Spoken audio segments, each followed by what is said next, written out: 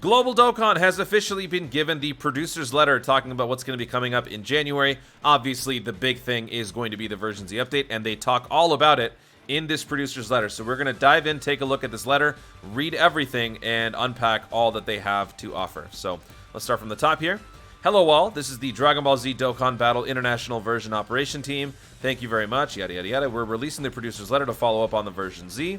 Since the first update will soon be implemented, we'd like to introduce the update's planned content and the features to be implemented once again. What is the version Z update? It's a long-term project created to improve Dokkan, and it's 3 key focal points. So keep in mind that whatever we get now, it's awesome, but keep in mind there will be more things in the future. This is not a be-all, end-all, one-time thing. There will be more updates in the future. Number 1, to make the game fun for first-time players. Our goal is to make the game as enjoyable and as intuitive as possible for newcomers, as well as users who stopped playing due to unfamiliar mechanics and potential users who felt unsure about starting. I feel like the main culprit for people stopping and not returning is just because it got tedious.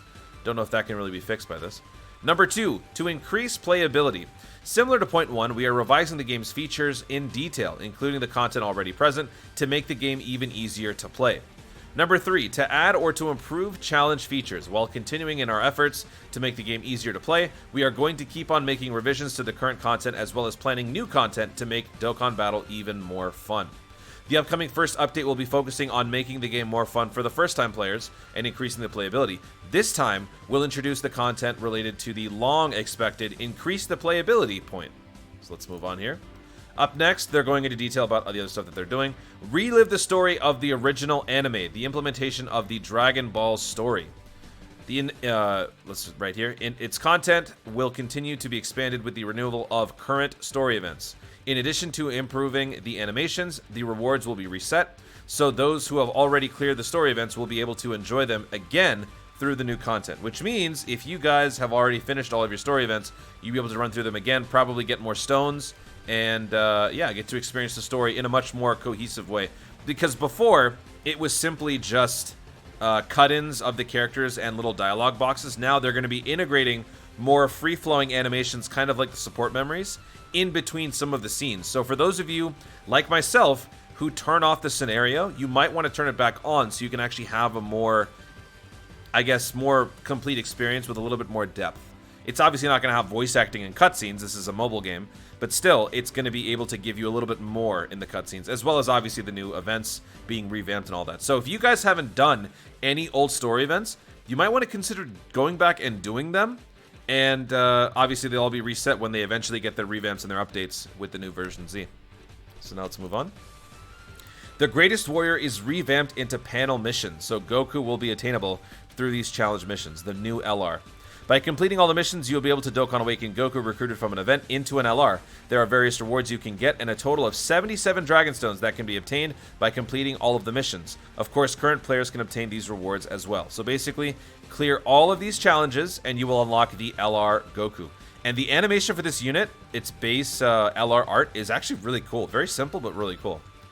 So that's a new thing. I'm sure this is going to be a thing moving forward, too. Like, there will be other LRs in the future, maybe after like landmark celebrations, that will occupy this new format where it's behind a series of challenges that you have to complete, kind of like a little tic-tac-toe board, and once you clear them all, you'll unlock the new LR. So that'll be a fun new precedent that they set. Activate hidden potential in one go. I talked about this on the last video. You push one button, you fully max out the unit's potential, minus the skill orb nodes at the top and the bottom and, you know, on the sides of the grid here. Strengthen characters by unlocking their hidden potential in one go. Until now, hidden potential nodes can only be unlocked little by little, but players will soon be able to unlock nodes that can be activated in one go. Please note that the hidden potential skill nodes are excluded in this function, so you will still need to unlock them yourself according to the character's abilities. Basically, they are doing all of the tedious stuff for you. The parts that require your input, your choice, that will still be reserved for you. And I saw on my comments regarding this video that I did before, talking about all this, that it reminded me of the fact that some of you guys had to individually activate nodes, and you'd have to come back in piece by piece, which just seems absolutely horrible and mind-numbing. I can't imagine how much of a chore that was for you guys. So my condolences to you players who had to deal with that. But yeah, all the new Dokkan players and players like myself, we don't have to deal with that. We're spoiled. Pretty cool, right? Up next, easier to collect. The implementation of the auto mode. This is probably the biggest thing for a lot of the hardcore players who like to, farm links en masse, farm resources en masse. This is going to be a great way to do that because now the auto mode can be used on the maps and in battles. Auto mode can be turned on or off on the map and in battle. You can choose to turn it on only on the map or both the map and battle according to your playstyle.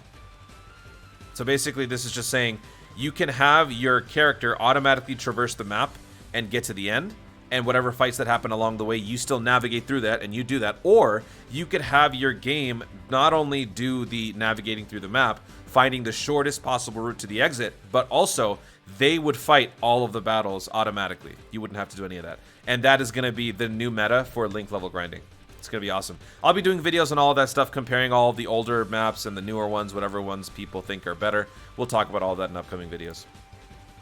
Easier to build teams. No more team cost limit. This is a nice change because this was an unnecessary element that was in the game that restricted newer players more than helped them. Now with the removal of team costs, you can throw on any unit on any team. Also, especially since we don't have the same name thing anymore. You can throw on any unit on any team, which is nice. Make use of the auto team formation and team copying functions. So with this, we are also massively expanding the game. Because look, you can now build up to 50 teams. So before, you could only have like 6 or 7 teams. And you'd also have the previous team based on the event you were doing. Now, you can store up to 50 teams, which is insane. That is absolutely insane. With no team costs, you can copy and paste your teams on various sections of your team list. I know for me, sometimes when I'm trying to make videos, I like to have my teams ordered in a certain way that shows a certain progression because of whatever point I'm trying to make. Now being able to copy and paste makes that a whole lot easier. It seems kind of unnecessary at first glance, but it's actually very useful because the more options, the more user-friendly it is to allow you to do the little things, the more overall appealing of an experience it is for players. Additionally, up until now, some players have been using treasure items to raise the team cost limit. They can rest assured that they will be sending them back. That we'll be sending them back the treasure items they used previously. Oh, that's awesome. So if you ever used your incredible gems to increase your team cost, that will now be refunded to you. That's pretty cool. I don't think I ever did that, but I'm sure some of you guys did. So that's a nice change. All right. Even easier to use. Your recommended characters revamped. So this was always a thing for new players, not for the veteran players. It was basically just kind of giving you a checklist of things that you have to be working on in terms of new units. I would always write them down on a notepad, but then when they introduced this, I didn't need it anymore. It will be easier to learn more about the ongoing events and recommended characters. This is an absolutely wonderful update for new players who just simply don't know where to start, don't know what to do. This will give you a nice roadmap on how to do all of the various things you need to do and in what form or fashion you want to do them. Characters who can be recruited in events, those whose super attack levels can still be raised, those whose hidden potentials can still be activated, will be displayed in an easy-to-use manner. This is absolutely a must-have for new players. This is going to make your lives so much easier. And finally, the last slide here. What are your thoughts? The implementation is planned to take place in the upcoming version update. We are also planning to launch a campaign when the first update of the Version Z update is released. So we hope you look forward to that as well. The content of the Version Z update will not be limited to what we have introduced this time. We will continue to develop new and better content to make Dragon Ball Z Dokkan Battle easier to play. Please look forward to the introduction of the third focal point to add or improve challenge features.